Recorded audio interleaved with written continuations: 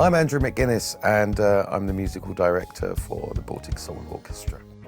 The Baltic Soul Orchestra is an orchestra that I was asked to put together for a soul festival in Germany that happens once a year. We fly in different artists from the Supremes, the Temptations, UK artists such as Alexander O'Neill, Joyce Sims, younger artists like Omar, and I was asked to put together an orchestra that would accommodate all the musical styles of all those different artists. So we have a 20-piece orchestra. The orchestra actually performs with every single artist at the Weekender, and I think that's quite a unique thing to have.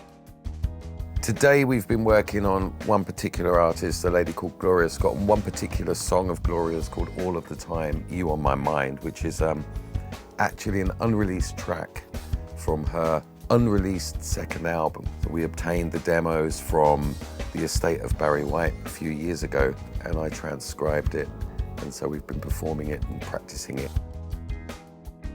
When an artist has played a song for 40 years, it morphs, it changes, because it gets boring to perform this. I can understand that. My philosophy is to try and transport the artist and the audience back to the first car, the first girlfriend, graduation year, that summer. Everybody remembers that particular summer. And that song was on the radio. So I try and go for authenticity, hence we've got strings, like in 1974 with The Sound of Philadelphia.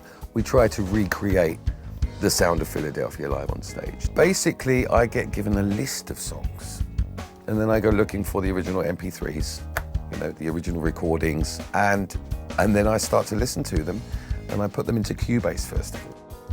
Back in the 1960s, 1970s, they didn't have click tracks. So I have to tempo map everything.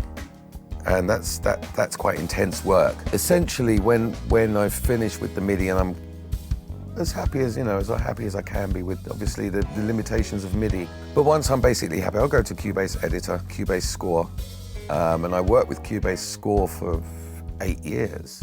But now, since 2 years I think it is now, with Dorico, I've started to simply check my work in Score Editor in Cubase, and then I export that as an XML data, so the whole score, not individual instruments, but I take the whole score and XML export in the Dorico project. The whole workflow is a lot quicker.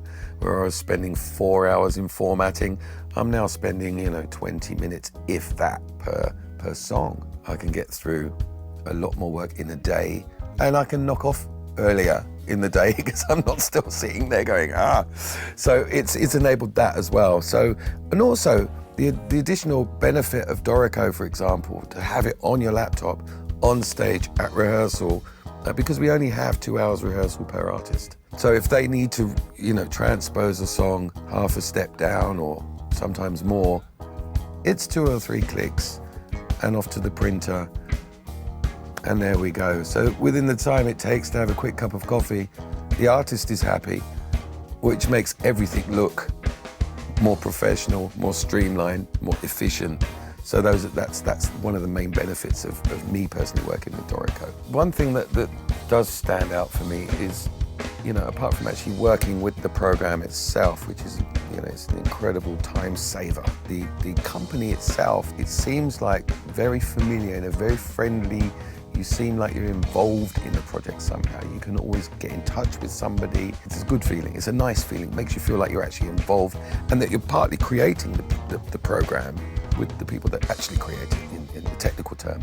So you feel like you're contributing something because your questions will be heard. We're currently scoring for 85 songs for 8 different artists, all using Dorico this year.